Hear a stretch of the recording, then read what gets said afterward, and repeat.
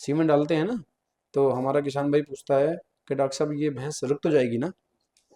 तो अभी मुझे पता चलता है कि ये हीट की स्थिति कौन सी है, तो ना बता पाएंगे, रुक जाएगी, बढ़िया हीट पे है ना। या पशु डिस्चार्ज डाल रहा है तो ऊपर से लेके, जैसे आप देख रहे हैं डिस्प्ले में, इस तरह से तार बनेगा और इस तरह से आपको नीचे तक दिखाई देगा, बिल्कुल नीचे तक।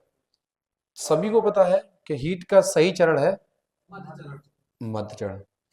लेकिन मध्य चरण को पहचाना कैसे जाए कि स्पर्म को फैलोपियन ट्यूब तक पहुंचने के लिए कोई माध्यम चाहिए, वो माध्यम है लसदार पारदर्शी डिस्चार्ज। तो दोस्तों नमस्कार, सभी का स्वागत है आपके अपने बेटकर ऑफिशियल यूट्यूब चैनल पर। तो दोस्तों आज हम विशेष चर्चा करने वाले हैं कि हम लोगों को ये कैसे पता चले कि ये पशु मिड हीट में है, इसमें ये एआई का सही समय है, ओवुलेशन का सही समय है, कब हमको एआई करनी चाहिए कब नहीं करनी चाहिए। तो एक बड़ी असमंजस की स्थिति रहती है जब हम लोग सीमन करते हैं। तो ऐसा लगता है कि भाई किस हीट में सीमन, क्योंकि किसान कई बार ये पूछता है कि डॉक्टर साहब रुक तो जाएगी ना, सीमन डालते हैं ना, तो हमारा किसान भाई पूछता है कि डॉक्टर साहब ये भैंस रुक तो जाएगी ना। तो अभी मुझे पता चलता है कि ये हीट की स्थिति कौन सी है, तो ना बता पाएंगे, रुक जाएगी, बढ़िया हीट पे है ना। तो एक बार हम लोग चार्ट को पढ़ लेंगे, समझ लेंगे कि किस हीट पे कैसा डिस्चार्ज रहेगा, और अगर हम सीमन डालेंगे तो पशु कंसीव कर जाएगा, तो उसके लिए हमें कैसा डिस्चार्ज चाहिए, और किस हीट में पशु को सीमन डालना चाहिए, कौन सा पशु कितने समय तक हीट पे रहता है। जैसे क्रॉस ब्रीड गाय हो ज़्यादा लंबे समय तक हीट पे रहती हैं, और जो हमारे पास देसी स्वदेशी गाय हैं उनकी हीट जो है कम होती है विदेशी ब्रीड की अपेक्षा। तो थोड़ा सा समझ लेते हैं ताकि आज हमारा जो है ये क्लास भी, शायद हमारी अभी एक दो क्लास और बची हैं, ख़त्म होने वाली है, थोड़ा सा जो रहेगा बाकी चर्चाएं हो जाएंगी, ठीक है नहीं। तो आज जो है विशेष तौर से हम देखेंगे कि जो पशु हीट पे आते हैं, कृत्रिम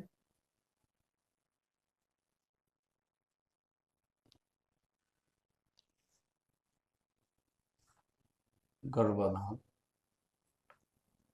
का सही समय, सही समय, कृत्रिम गर्भाधान का सही समय क्या है। तो उसके लिए हमें जो है कि सबसे पहले जो पशु की हीट होती है, यानी पशु की हीट तीन चरण में बांटा गया है। हीट को तीन चरण में बांटा गया है। पहला है प्रारंभिक चरण, क्या है प्रारंभिक चरण।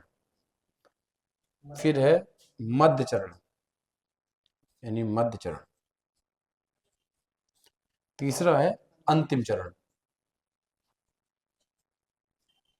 अंतिम चरण, अंतिम चरण। सभी को पता है कि हीट का सही चरण है मध्य चरण। लेकिन मध्य चरण को पहचाना कैसे जाए कि पशु की हीट का ये मध्य चरण है, या किसान को कैसे बताया जाए कि हीट का जो मध्य चरण होता है उसमें पशु गाभन रुक जाते हैं, उसमें ही सीमन कराना है। तो अब हमारे से ज्यादा किसान को जागरूक होने की जरूरत है, क्योंकि किसान मुझे ऐसे समय पे बताए, यानी पशुपालक हमें ऐसे समय पे बताए जिसमें मुझे पशु मध्य काल में मिल जाए। अब पशु पशु मालिक ही मुझे अंतिम चरण में बुला रहा है, तो मुझे मध्यकाल में हम कैसे पहुंच जाएंगे, सही बात है। और पशु मालिक ही मुझे प्रारंभिक चरण में फोन कर रहा है, तो हम मध्य चरण में कैसे पहुंच जाएंगे। तो थोड़ा सा किसान, हमारे जो पशुपालक भाई हैं, उनको भी जागरूक होना पड़ेगा, क्योंकि डॉक्टर के दरवाजे पे आने पे फिर वापस कदम होते नहीं है, है ना। वापस कदम होते नहीं है कि भाई 12 किलोमीटर 15 किलोमीटर से डॉक्टर बाइक लेके आ रहा है, चला के आ रहा है, इसके बाद में उसे लगे कि ये पशु हीट के मध्य चरण में नहीं है, वापस चला जाए, ऐसा बहुत मुश्किल से ही होता है। तो हमारे पशुपालक भाइयों को थोड़ा जागरूक होने की जरूरत है, जिसमें हमें बताना रहेगा पशुपालक भाइयों को कि पशु के डिस्चार्ज को पहचाने। और आजकल सबसे बड़ी समस्या साइलेंट हीट की है, जिससे पशुओं में जो स्टेज साइकिल का जो सही समय है, यानी गर्भाधान का सही समय, वो पता नहीं चल पाता। तो एक अच्छी बात यह है कि जो पशु डिस्चार्ज करते हैं उनको डिस्चार्ज को देख के, एक तो होता था जो पशु बोलने वाले होते थे, जैसे पशु बोलना स्टार्ट हुआ 12 घंटे बाद सीमन डलवा दिया, तो मुझे पता चल जाता था कि पशु अब हीट पे आया है, अब बोलना स्टार्ट किया है, तो पशु 12 घंटे बाद सीमन करा देंगे। ठीक है, जैसे आज हीट पे आया तो कल करा देंगे, ऐसा पहले होता था। लेकिन अब पशु आ रहे हैं साइलेंट हीट में, है ना। जब साइलेंट हीट में आ रहे हैं तो हमें क्या करना होगा कि पशु के डिस्चार्ज से पता करना पड़ेगा कि पशु का डिस्चार्ज कैसा है, वो मध्यकाल निकल के आएगा। ठीक है, तो डिस्चार्ज को किसान को भी बताना जरूरी है, पशुपालक भाइयों को बताना जरूरी है कि डिस्चार्ज, इस तरह का डिस्चार्ज जो है, आप हमारी वीडियो में देखते होंगे जब हम डिस्चार्ज की बात करते हैं तो डिस्चार्ज एकदम लसदार जो रहता है, उसको हम डिस्चार्ज में समझेंगे यहाँ पे कि पशु के हीट के चरण को बांटेंगे और कैसे हम इसको देखेंगे। एक तो इसमें पशु अगर गाय है तो गाय बहुत ज्यादा हीट पे होगी। कैसे कि पशु जो है हाईली डिस्चार्ज कर रहा होगा। कैसा कर रहा होगा? हाईली डिस्चार्ज, यानी ज्यादा डिस्चार्ज एक पशु दूसरे पशु पर खूब चढ़ रहा होगा। तो ऐसे टाइम पे हम मानते हैं कि पशु की अभी ज्यादा हीट पे है। कैसा है? जब पशु पशु के ऊपर लगातार चढ़ रहा है ना, जिसको देख रहा है उस पर चढ़ रहा है। किसान पशुपालक जा रहा है चारा डालने, उसके ऊपर चढ़ जा रहा है, देखा है ना। तो इसमें पशुपालक भाइयों को थोड़ा ध्यान रखने वाली बात भी होती है। इसमें खतरे की चीज होती है कि जब गाय हीट पे हो तो उसके पास ऐसे ना जाए, है नहीं, इसमें चोट लगने का खतरा रहता है। इसमें भी पशुपालक को जागरूक करेंगे। क्या करेंगे कि जब गाय का पशु हीट पे है, इसमें गाय की गलती नहीं होती है भाई, उस टाइम पे उसका बिहेव ऐसा होता है, उस टाइम पे अगर कोई भी व्यक्ति उसके पास जाएगा वो चढ़ेगी। तो चाहे महिला पशुपालक हो चाहे पुरुष पशुपालक हो, सबको बड़े ध्यान रखने की बात है, जब गाय हीट पे आए तो उसके पास ऐसे नहीं जाना चाहिए, जैसे खोलते बांधते समय ध्यान रखना चाहिए। तो ऐसे पशु को, तो ऐसा पशु जो पशु एक दूसरे पशु पे खूब चढ़ रहा होगा, और इसका जो डिस्चार्ज, हम इसको जो है, ये जो हमने प्रारंभिक चरण और मध्य चरण और अंतिम चरण, ये हमने इसलिए दिखाया है कि इसमें हम डिस्चार्ज बताएंगे कि डिस्चार्ज किस चरण में कैसा होगा, उससे आप पहचान पाएंगे कि ये पशु की हीट की कौन सी स्थिति है। तो प्रारंभिक चरण में जो पशु का डिस्चार्ज आएगा वो रहेगा पानी की तरह। कैसा रहेगा? पानी की तरह। इसमें जो है पानी की तरह रहेगा, इसमें क्या है, लंबा तार नहीं बनेगा। क्या बनेगा? लंबा तार नहीं बनेगा। जब लंबा तार नहीं बनेगा, क्या बनेगा? लंबा तार नहीं बनेगा। मतलब डिस्चार्ज तो खूब कर रहा होगा लेकिन लंबा तार नहीं बनेगा। पानी ऐसे आएगा एक साथ नीचे गिर जाएगा, उसमें तार नहीं बनेगा। जब तार नहीं बनेगा इसका मतलब है ये पशु की प्रारंभिक स्थिति है। जिसमें लंबा तार नहीं बना इसका मतलब है पशु की ये प्रारंभिक स्थिति है, इसमें पशु हीट पे आया है लेकिन कंसीव नहीं करेगा। ठीक है नहीं। इसके बाद हम आते हैं दूसरे चरण में। दूसरे चरण में डिस्चार्ज पतला तो रहेगा। क्या? डिस्चार्ज पतला तो रहेगा, पतला तो रहेगा लेकिन लंबा तार बनेगा। लंबा तार बनेगा। क्या बनेगा? लंबा तार। और ये डिस्चार्ज हालांकि ये भी ट्रांसपेरेंट होगा और ये भी ट्रांसपेरेंट होगा। ये नहीं है कि जो पशु की अर्ली हीट का डिस्चार्ज है वो ट्रांसपेरेंट नहीं होगा। अगर वो ट्रांसपेरेंट नहीं होगा तो पशु फिर इसके अंदर इन्फेक्शन है। लसदार डिस्चार्ज, ट्रांसपेरेंट यानी पारदर्शिता, दोनों तरह के डिस्चार्ज मिलनी चाहिए, चाहे वो प्रारंभिक हीट का हो चाहे वो, हाँ, जब पशु की अंतिम चरण का डिस्चार्ज आएगा वो पारदर्शी नहीं होगा। वो हल्का, जब अंतिम चरण में चला जाए तो उसका डिस्चार्ज जो है हल्का सा पीला हो जाता है, हल्का गदला हो जाता है, लेकिन वो ट्रांसपेरेंट नहीं रहता। लेकिन प्रारंभिक स्थिति का और मध्य स्थिति का दोनों के डिस्चार्ज कैसे मिलना चाहिए? ट्रांसपेरेंट। कैसे? पारदर्शी। पारदर्शी डिस्चार्ज होना चाहिए, प्रारंभिक का भी और मध्य का भी पारदर्शी। बट यहाँ लंबा तार नहीं बनेगा। यहाँ पे आपको लंबा तार दिखाई देगा। जैसे आप पशु को जब डिस्चार्ज उठा के देखेंगे या पशु डिस्चार्ज डाल रहा है तो ऊपर से लेके, जैसे आप देख रहे हैं डिस्प्ले में, इस तरह से तार बनेगा और इस तरह से आपको नीचे तक दिखाई देगा, बिल्कुल नीचे तक। अगर लंबा तार बनेगा तो वो कनेक्टिविटी बढ़ाएगा, अगर लंबा तार नहीं हुआ तो कनेक्टिविटी कम कर देगा। क्योंकि हमें जो डिस्चार्ज है उसकी कनेक्टिविटी कहाँ तक ले जानी है? फेलोपियन ट्यूब तक। क्योंकि हमने स्पर्म को बॉडी ऑफ फिटनेस में छोड़ा है, अब ये स्पर्म जो है यहाँ से अगर इसको कनेक्टिविटी मिलेगी डिस्चार्ज की तो ये पहुंच जाएगा कहाँ पे? फेलोपियन ट्यूब में, जहाँ पे ओवा इंतजार कर रहा है, ये आएगा, वहां तक जाना है। अगर डिस्चार्ज पानी की तरह है तो कनेक्टिविटी कनेक्टिविटी नहीं होगी। जब कनेक्टिविटी नहीं होगी तो स्पर्म वहां तक नहीं पहुंच पाएगा। तो एक बात तो क्लियर होगी कि अगर ऐसा डिस्चार्ज रहेगा पतला पानी की तरह तो पशु गाभन नहीं रुकेगा, क्योंकि ओवुलेशन भी नहीं हो रहेगा और स्पर्म की जो कनेक्टिविटी है वो भी नहीं हो पाएगी। किसी कारण? पतला डिस्चार्ज के कारण। और जो पतला डिस्चार्ज पतला तो रहेगा लेकिन लंबा तार बनेगा, उस पतले में थोड़ा सा गाढ़ा हो जाएगा। कैसा? पतले में थोड़ा सा गाढ़ा हो जाएगा और उसमें पर लंबा तार बनने लगेगा। अगर लंबा तार बनने लगे इसका मतलब है कि जो कनेक्टिविटी है वो बढ़ गई है। डिस्चार्ज हमारा वेजाइना से लेके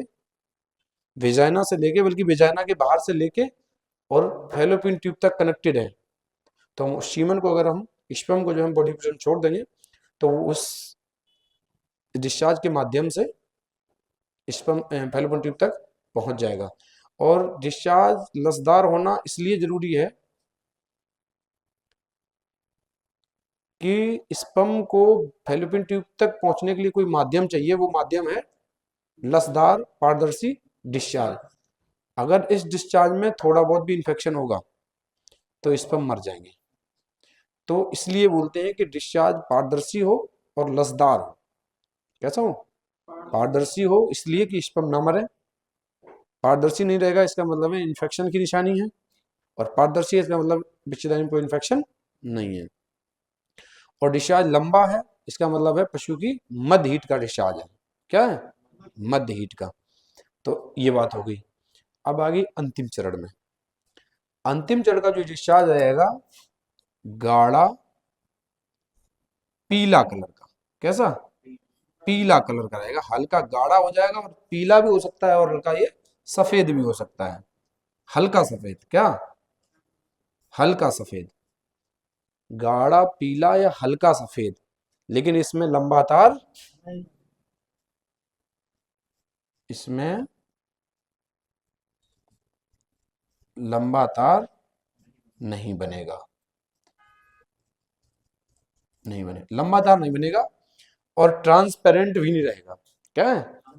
ट्रांसपेरेंट भी नहीं होगा। जो अंतिम हीट का डिस्चार्ज है वो ट्रांसपेरेंट यानी पारदर्शी नहीं होगा। कैसा होगा? पारदर्शी नहीं होगा। पारदर्शी नहीं होगा। जब पारदर्शी नहीं होगा तो समझ जाएंगे, और गाढ़ा होगा इसका मतलब पशु का इन्फेक्शन नहीं है। क्या है? पशु के हीट की अंतिम चरण का डिस्चार्ज है। कभी कभी क्या होता है गाढ़ा गाढ़ा डाल रही है, कहेगा जी इन्फेक्शन है। इन्फेक्शन नहीं है। क्या है? जब वो डिस्चार्ज गाढ़ा हो जाएगा तो उसका कलर चेंज हो जाएगा। चाशनी देखो कैसी होती है, बतासे वाली चाशनी देखो कैसी होती है। बतासा जब तक नहीं बनता है चाशनी लगती है ट्रांसपेरेंट, अब बतासा ठंडा होते ही चाशनी कैसी हो जाती है? सफेद हो जाती है। तो ट्रांसपेरेंसी खत्म हो जाती है। तो ऐसे ही उसमें होता है। जब तक ये रहेगा पतला पतला और लसदार तब तक इसमें ट्रांसपेरेंसी रहेगी। जैसे ये लेट हो जाएगा तो इसकी ट्रांसपेरेंसी खत्म हो जाएगी, फिर ये ट्रांसपेरेंट नहीं रहेगा। दूसरी बात, ये डिस्चार्ज आपको जमीन में दिखाई कम देगा, ये आपको बलवा के आसपास लगा दिखाई देगा। किस पे? बलवा पे चिपका दिखाई देगा, पूंछ पे चिपका दिखाई देगा, लेकिन ये जमीन में नहीं मिलेगा क्योंकि इसका तार बनेगा नहीं। ये जमीन में निकल के नहीं आएगा। ये कहाँ आएगा? ये बलवा पे लगा हुआ दिखाई देगा। किसान फोन करेगा डॉक्टर साहब ये तो जो है तोड़ा डाल रही है, पूंछ पे लग रहा है, क्योंकि वो पूंछ तक ही आ सकता है, वो जमीन तक नहीं आ सकता। वो लटका रहेगा और भैंस पूंछ हिलाएगी, वो पूंछ पे चिपक जाएगा या पीठ पे चला जाएगा। ठीक है? तो वो गाढ़ा डिस्चार्ज रहेगा तो वो लंबा तार नीचे नहीं जाएगा, तो वो क्या पूंछ पे लग जाएगा या बलवा के आसपास लग जाएगा। तो हमें ये ध्यान रखना है कि जो भी पशु डिस्चार्ज कर रहा है, अगर डिस्चार्ज ऐसा है, अच्छा ऐसा डिस्चार्ज आएगा तो पशु ज्ञापन नहीं रुकेगा, सीधी सी बात है। ना तो ऐसा डिस्चार्ज आएगा ज्ञापन रुकेगा, ना ही पशु ऐसे डिस्चार्ज ज्ञापन रुकेगा। ऐसे डिस्चार्ज पे रुकेगा। ऐसे पे क्यों नहीं रुकेगा? हमने बताया कि कनेक्टिविटी नहीं रहेगी और ओवुलेशन भी नहीं होगा, अर्ली हीट है पशु की। और यहाँ पे पशु लेट हो चुका है, पशु ओवुलेशन हो चुका है और पशु की जो डिस्चार्ज की जो पारदर्शिता है वो खत्म हो गई है और पशु के डिस्चार्ज में गाढ़ापन हो गया है। यानी यहाँ पर भी अगर देखा जाए तो स्पर्म की कनेक्टिविटी फैलोपियन ट्यूब तक नहीं है, क्योंकि वो सूख चुका है यूट्रस के अंदर। कैसा है? सूख चुका है। और जब डिस्चार्ज सूख चुका है इसका मतलब है स्पर्म वहां तक फैलोपियन ट्यूब तक नहीं पहुंच पाएंगे, कनेक्टिविटी नहीं रहेगी। जब डिस्चार्ज गाढ़ा हो जाएगा तो जहां भी हम स्पर्म डाल देंगे वो वहीं फंस जाएंगे। समझ गए? आप ऐसे ऐसे समझिएगा कि जैसे जैसे समझ लो कि सब कुछ करो ऐसे जो है चिदानी होती है नहीं, ऐसे, और ये इसकी फेलोपियन ट्यूब है, ऐसे।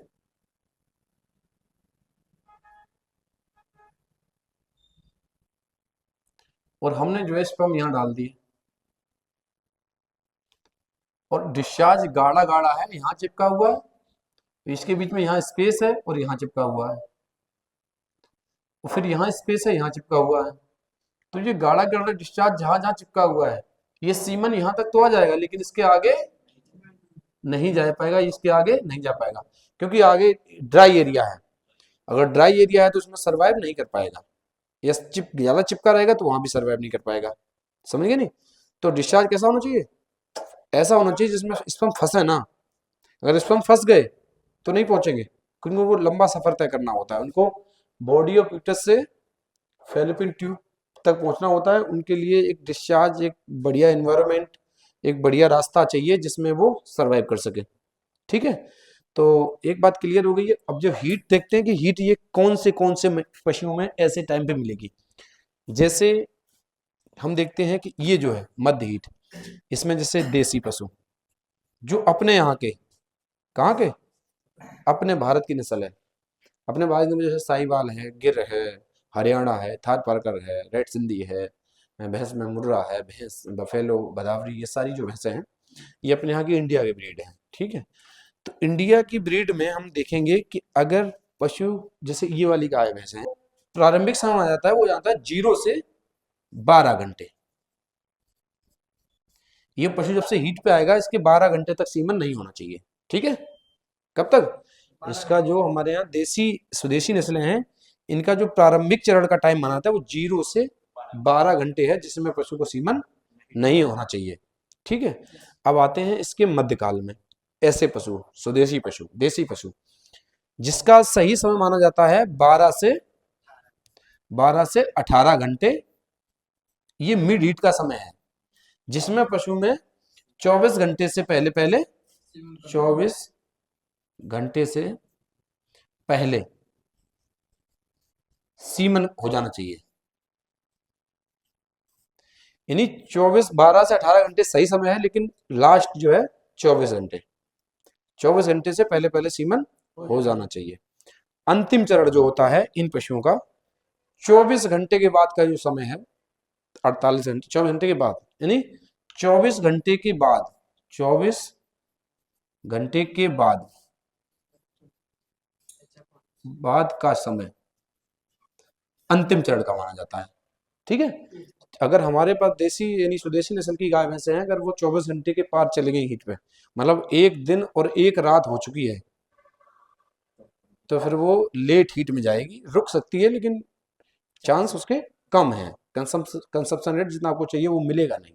ठीक है, मतलब ऐसा नहीं है कि अर्ली हीट के नहीं रुकते हैं, रुकते हैं, लेकिन अगर आप 50 करोगे 5 रुकेंगी, ऐसा रिजल्ट हमें नहीं चाहिए ना, तो मिलेगा बहुत कम मिलेगा। ये कब क्यों रुक जाती हैं? कभी कभी क्या होता है कि स्पर्म की जो गति नहीं, स्पर्म की जो लाइफ है वो ज्यादा हो जाती है, तो स्पर्म जिंदा रह जाएगा बहुत समय तक, अंडा लेट आएगा तो हो जाएगा, या फिर अंडा ज्यादा समय तक जिंदा रह जाएगा, लाइव रह जाएगा, स्पर्म थोड़ा लेट आएगा तो चल जाएगा। ये कभी कभी बहुत, मतलब 100 में अगर 10 पशु रोकेंगे ऐसे, लेकिन हमें 100 में रोकनी है 80, तो हमें मिड हीट पे करनी पड़ेगी। सही है, 100 में हमें 10 नहीं रोकनी है, कितनी रोकनी है? हमें 100 में 80 गावन रोकनी है, तो हमें क्या करना पड़ेगा? मिड हीट तलाशनी पड़ेगी। मिड हीट क्या है पशु की? ये हो गया 24 घंटे के बाद का समय जो हो गया, वो हो गया अंतिम चरण। अब आ जाएंगे हम विदेशी नस्ल। विदेशी नस्ल में जैसे हम देखते हैं कि HF और जर्सी, या HF क्रॉस या जर्सी क्रॉस। ठीक है, HF या जर्सी क्रॉस या HF क्रॉस। HF क्रॉस का मतलब होता है क्रॉस ब्रीड, मतलब है किसी और नस्ल में भी, और कुछ नस्ल HF की या कुछ जर्सी की या फिर कुछ साहिवाल मिल गया, मतलब क्रॉस ब्रीड हो गई। HF हो गई 100%, अगर इसमें कुछ मिक्स है तो क्रॉस ब्रीड हो गई। जैसे HF में जर्सी मिक्स है, HF में साहिवाल मिक्स है, साहिवाल में जर्सी मिक्स है, तो ये सब क्या होगी? क्रॉस ब्रीड होगी। क्रॉस ब्रीड का समय क्या है? थोड़ा सा बढ़ जाता है। इनका जो है, जो अर्ली हीट मानी जाती है वो 0 से 18 घंटे, बल्कि 18 से 24 घंटे, ये इसकी अर्ली हीट मानी जाती है। क्या 0 से 18-24 घंटे तक ये प्रारंभिक हीट में रहता है, मतलब ये हीट ओवुलेशन की नहीं है, इसमें पशु की ओवरी है ओवुलेशन नहीं करेगी। तो 0 से 18 से 24 घंटे ये टाइम है इसका कि इसमें सीमन नहीं होना है, ठीक है। और इसमें जो मध्य काल है वो है 24 घंटे से 36 घंटे, 24 से 36 घंटे। इसमें अलग अलग आंकड़े मिल सकते हैं आपको, हम जो पढ़ा रहे हैं हमारा प्रैक्टिकल है पिछले 15 साल से, वो अपना अनुभव शेयर कर रहे हैं, लोगों के पास अपने अलग अलग अनुभव रहेंगे। कुछ वीडियो में आपको कुछ और टाइम मिलेगा, कुछ में कुछ और टाइम मिलेगा, लेकिन कुछ इससे रिलेटेड ही रहेगा, थोड़ा कम ज्यादा होगा 2-4 घंटे, लेकिन कुछ इस तरह का ही रहने वाला है। 24 से 36 घंटे में ओवुलेशन होगा, तो ये जो है डिस्चार्ज मध्य हीट का माना जाएगा। क्रॉस ब्रीड गायों में क्या टाइम है 24 से 36 घंटे के, 24 घंटे के बाद सीमन कर देंगे HF या जर्सी गाय में। अब 36 घंटे के बाद का इनका अंतिम चरण है, क्या है 36 घंटे के बाद जो है ये अंतिम चरण में चले, 36 घंटे के बाद का समय। हालांकि इस 36 घंटे के बाद भी पशु के अपन रुक जाएंगे, लेकिन रुकेंगे वही कितने परसेंट, 5 या 10% रुक जाएंगे, लेकिन तो ऐसा नहीं कि बिल्कुल नहीं रुकेंगे, रुक जाते हैं अंतिम चरण में भी और प्रारंभिक चरण में, लेकिन कम रुकते हैं। हमें सबसे अच्छा समय ढूंढना है मिड हीट का।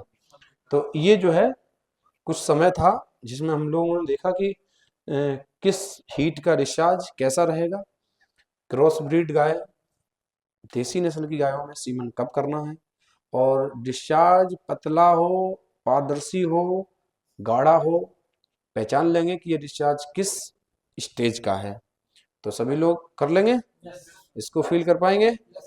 तो इस वीडियो के माध्यम से हम किसान भाइयों को भी बताना चाहते हैं कि जो भी हमारे डॉक्टर्स पैरावेट भाई हैं काम करते हैं, उनको तभी बुलाएं जब आपको इस तरह का जो है एक ग्राफ बन जाए, समझ लो कि आपने कब पशुओं में याई करानी है। अगर आपको ऐसे टाइम पे याई कराओगे तो पशु कंसीव कर जाएगा, अगर आप लेट कराएंगे तो पशु कंसीव नहीं करेगा, या आप जल्दी कराएंगे तब भी कंसीव नहीं करेगा।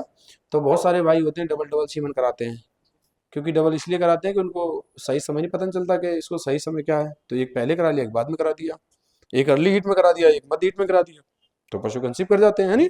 देखा होगा आपने डबल सीमन वाली भैंस रुक जाती है जिसमें एक आज डालो एक कल डालो, क्यों कि अगर ओवुलेशन उसका पहले नहीं हुआ तो बाद वाले स्पर्म जो सीमन जाएगा उसमें हो जाएगा, है ना।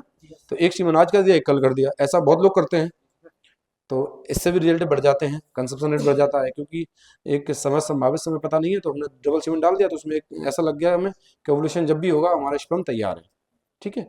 और अगर आपको रिजल्ट अच्छे और चाहिए, इसमें अगर आपको ये कंफ्यूजन हो कि सर हम मध्यकाल में कर रहे हैं इसके बाद भी नहीं रुक रही है, तो आपने ऐसी क्रॉसब्रीड गाय, सिर्फ क्रॉसब्रीड गाय जहाँ पे आपको रिजल्ट नहीं मिल रहा है, मध्य हीट सही डायग्नोज नहीं हो पा रही है, हीट सही डायग्नोज नहीं हो रही है, ओवुलेशन का सही समय पता नहीं चला, तो आपको एक काम करना है कि 2.5 ml रेसेप्टाल इंजेक्शन लेना है और मध्य हीट में लगाना है। किसमें, मध्य हीट में।